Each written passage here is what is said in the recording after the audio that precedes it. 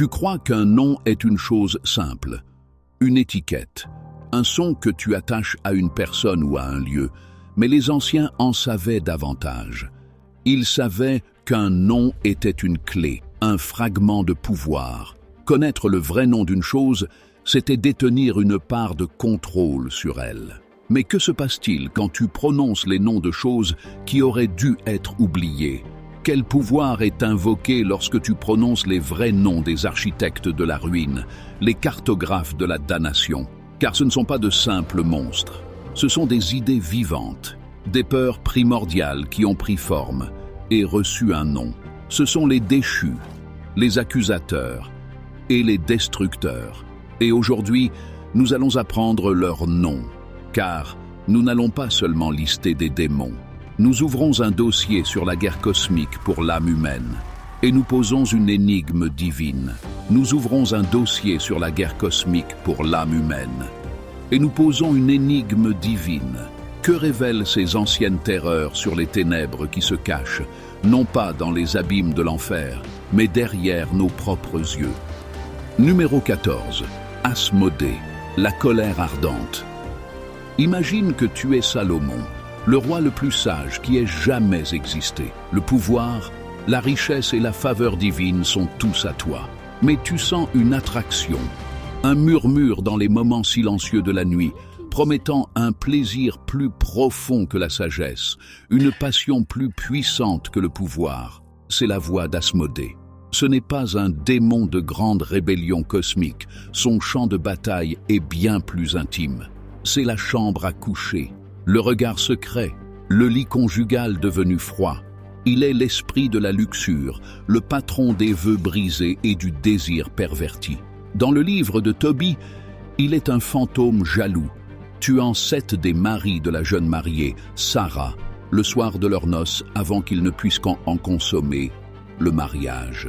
Il ne veut pas ton âme dans un pacte. Il veut empoisonner la source même de la vie et de l'amour, transformant l'acte sacré de l'union en un moteur de chagrin et de destruction. Il est le feu qui réchauffe un instant et qui réduit ensuite toute la maison en cendres. Numéro 13. Belphégor, le seigneur de la brèche. Il y a une paresse du corps et il y a une paresse de l'âme. La seconde est le domaine de Belphégor. C'est un démon d'une terreur particulière et moderne. Il ne te tente pas par l'action mais par l'inaction. Il est le démon de la paresse. Il te trouve au sommet de ton génie, t'offrant une invention ingénieuse, un raccourci, un appareil astucieux qui rendra ton labeur obsolète. Il murmure « Pourquoi lutter quand tu peux simplement avoir ?» Il est la promesse de la facilité qui mène à l'apathie. Le pacte qu'il offre est le confort, mais le prix est l'ambition, la passion et le but. Il est la raison pour laquelle les grands esprits tombent dans la langueur et les civilisations brillantes se décomposent de l'intérieur, pas dans une explosion, mais dans un long, lent et confortable soupir. Son trône n'est pas dans une fosse ardente, mais sur un canapé moelleux, dans une pièce calme et oubliée. Numéro 12. Mammon, le prince de ce monde. Tu as entendu son nom. On le prononce sur toutes les places de marché, dans toutes les salles de conseil, chaque pensée anxieuse sur l'avenir. Mammon. Son pouvoir est unique, car tu peux le tenir dans ta main. C'est le reflet de l'or, le bruissement des billets, la certitude froide et dure de la richesse. D'autres démons offrent des plaisirs pervers ou des connaissances interdites. Mammon offre quelque chose de bien plus séduisant. La sécurité. Il promet de construire une forteresse de richesse autour de toi, un mur pour te protéger des douleurs du monde. Mais c'est un mensonge. Le mur qu'il construit devient ta prison. La peur de perdre ce que tu as devient une chaîne plus lourde que n'importe quelle pauvreté. Il est le démon qui te convainc que ta valeur se mesure à ton portefeuille, que ton âme a un prix. Le Christ lui-même a posé la question. Tu ne peux servir à la fois Dieu et Mammon. Le choix est clair. Et chaque jour, le monde fait son choix. Numéro 11. Astaroth, le gardien des vapeurs nocives. Tous les démons n'offrent pas la tentation par le péché. Certains l'offrent par la connaissance. Astaroth est un grand et puissant duc de l'enfer, un ange déchu qui, dit-on, connaît le passé, le présent et l'avenir. Il n'apparaît pas comme un monstre, mais comme un bel ange, chevauchant un dragon et tenant une vipère. Il répondra à toutes les questions que tu lui poseras. Il te révélera les secrets de la création, l'histoire de sa propre chute et le destin de tous les autres. Sa tentation est l'attrait de la certitude, le désir de connaître ton destin, de comprendre le grand dessein. Mais la connaissance qu'il offre est un poison.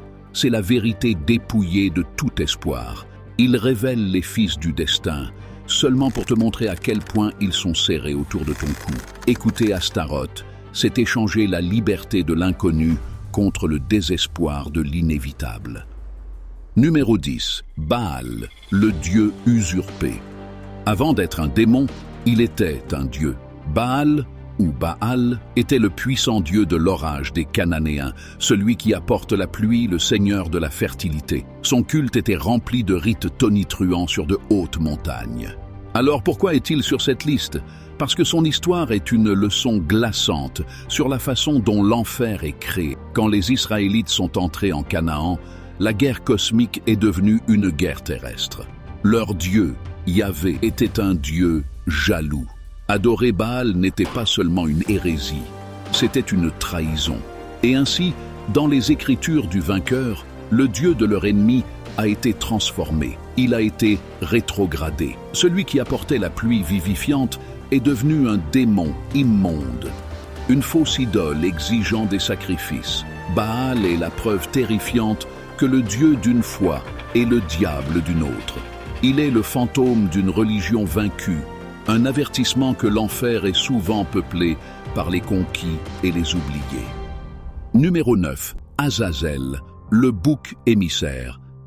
C'est l'un des noms les plus anciens et les plus étranges de notre liste.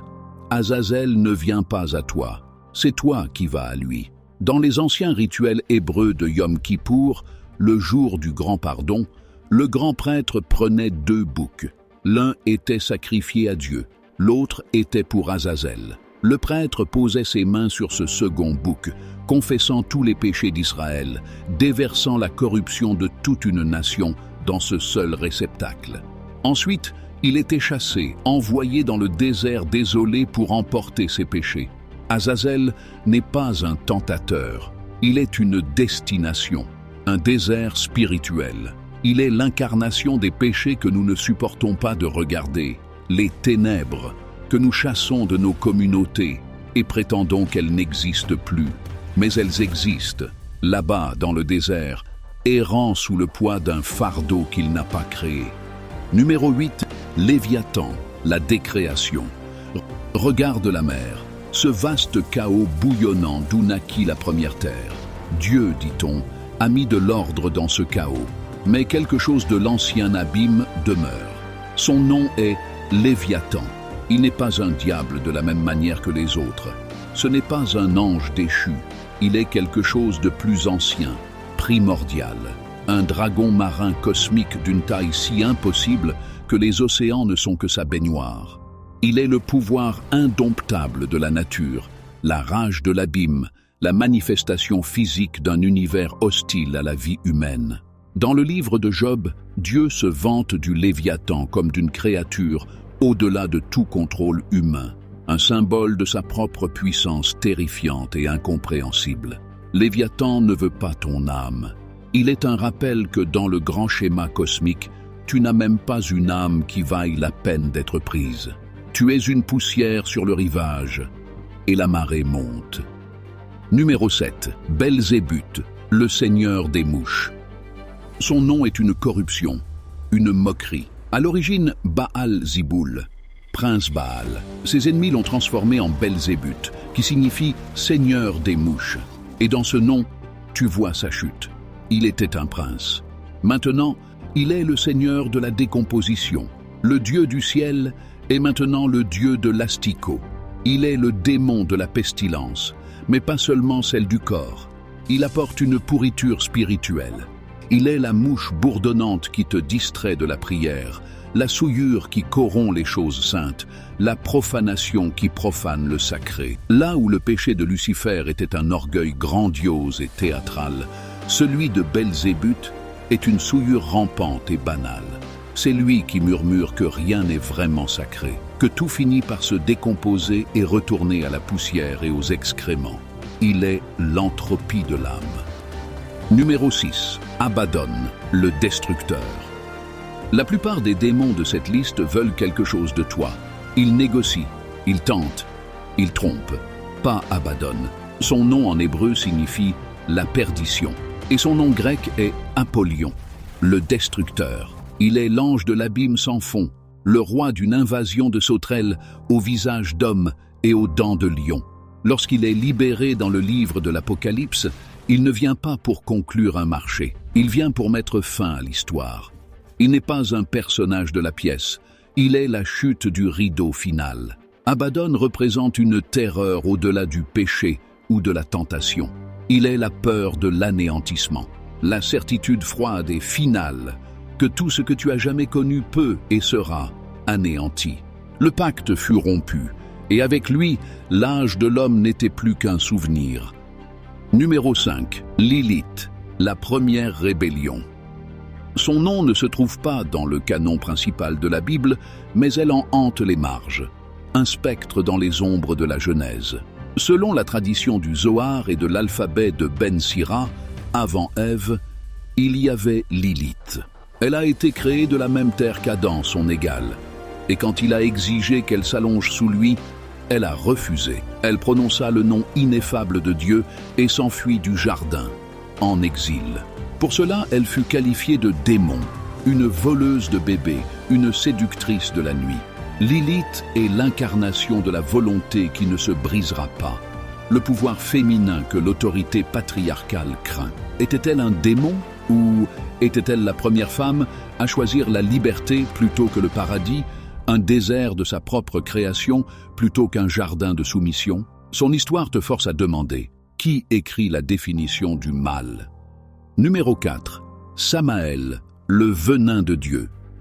Ici, les lignes se brouillent. Ici, l'enfer et le ciel semblent se toucher. Samaël est une figure d'une ambiguïté terrifiante. Dans certains textes, il est un archange, un serviteur de la cour divine. Dans d'autres, il est un démon, le grand accusateur de l'homme. Voire un autre nom pour Satan lui-même. Il est l'ange de la mort, celui qui vient chercher les âmes des méchants. Ce fut Samaël, disent certaines légendes, qui était le serpent dans le jardin, qui a mis Abraham à l'épreuve, qui a lutté avec Jacob. Est-il mauvais? Ou est-il simplement l'instrument des jugements les plus terribles de Dieu? Il représente la peur que la volonté de Dieu puisse être quelque chose de violent et d'inexplicable, que l'agent de ta damnation puisse porter la livrée du ciel. Il est la juste colère qui, pour nous, ressemble à de la pure malice. Numéro 3. Légion, le moi brisé. Un homme vit dans les tombeaux, hurlant et se coupant avec des pierres. Il est d'une force impossible, brisant toutes les chaînes. Quand le Christ le confronte, il lui demande son nom. La réponse n'est pas un nom, c'est un recensement. « Mon nom est Légion », dit l'homme, « car nous sommes nombreux ». C'est peut-être l'horreur psychologique la plus profonde de toute l'écriture. Légion n'est pas une seule entité, c'est le démon de l'esprit fracturé, de l'identité brisée. C'est la terreur de perdre qui tu es, de devenir un réceptacle pour un millier de voix en guerre. C'est l'ennemi intérieur. Le monstre n'est pas à la porte. Il a pris le contrôle de la salle du trône de ta propre conscience. La véritable terreur de Légion est la prise de conscience que la frontière de ton propre moi n'est pas aussi sûre que tu le crois. Numéro 2. Béhémoth, la terre primordiale. Comme le Léviathan est le chaos de la mer, Béhémoth est la puissance invincible de la terre. Décrit dans le livre de Job, c'est une créature colossale, la première des œuvres de Dieu. Ses os sont des tubes de bronze, ses membres comme des barres de fer. Il mange de l'herbe comme un bœuf, mais les cèdres du Liban tremblent devant lui. Il n'est pas mauvais, il est simplement immuable. Il est le fait physique, brutal et pur de la création. La montagne qui ne sera pas gravie, le désert qui ne sera pas traversé. Il est un monument à l'insignifiance des mortels. Comme le Léviathan, il existe pour enseigner une dure leçon, que le monde n'a pas été fait pour toi. Tu es un invité dans une maison, appartenant à des forces si anciennes et si vastes, que ton existence entière est moins qu'un unique battement de leur cœur titanesque. Numéro 1. Lucifer, l'étoile du matin. Et nous arrivons ainsi au commencement. Avant l'orgueil, il y avait la perfection. Avant la chute, il y avait la lumière. Lucifer, le porteur de lumière, l'étoile du matin, le plus beau, le plus sage, le plus puissant de toute l'armée angélique. Et c'était là le problème. Son péché n'était pas le meurtre, ni la luxure, ni l'avidité. Son péché était une seule pensée, se cristallisant au cœur de la perfection. Je serai semblable au Très-Haut. C'est la racine de tous les autres péchés. L'orgueil démesuré, la croyance que le soi est l'autorité ultime. L'histoire de Lucifer n'est pas celle d'un monstre avec des cornes et une fourche. C'est celle du potentiel terrifiant qui réside dans la perfection même. C'est l'histoire de comment la plus grande lumière peut projeter l'ombre la plus sombre. Sa chute du ciel n'était pas un accident. C'était un acte de volonté, un choix. Le même choix qu'il te présente de manière plus discrète chaque jour. Le choix d'être le Dieu de ton propre petit monde. Ainsi, nous avons prononcé les noms. Nous avons ouvert le dossier. Et qu'avons-nous trouvé? Nous avons demandé ce que ces démons révèlent sur les ténèbres de notre monde. Mais l'enquête a mené à une révélation surprenante. Ce ne sont pas seulement des forces extérieures, ce sont des miroirs. Chaque nom est une étiquette pour une faille gravée dans la condition humaine. Lucifer est notre orgueil, Mammon est notre avidité, Asmodée, notre luxure, Belphégor, notre apathie, Légion, notre peur de nous perdre. La guerre cosmique ne se déroule pas sur un lointain champ de bataille spirituelle avec des épées de feu. Elle se déroule dans le théâtre silencieux et désespéré du cœur humain. Ces démons sont les archétypes de notre propre autodestruction. Pourquoi ces noms anciens résonnent-ils encore avec une telle puissance? Parce que les peurs qu'ils représentent ne vieillissent jamais. Les tentations ne changent jamais. Connaître leur nom n'est pas une invitation à la peur, mais un appel à la compréhension. C'est reconnaître l'ombre qui marche à tes côtés, connaître sa forme et sa nature. Le plus grand mystère de l'histoire n'est pas de savoir d'où viennent ces démons. C'est ce que nous choisissons de faire quand ils murmurent notre nom.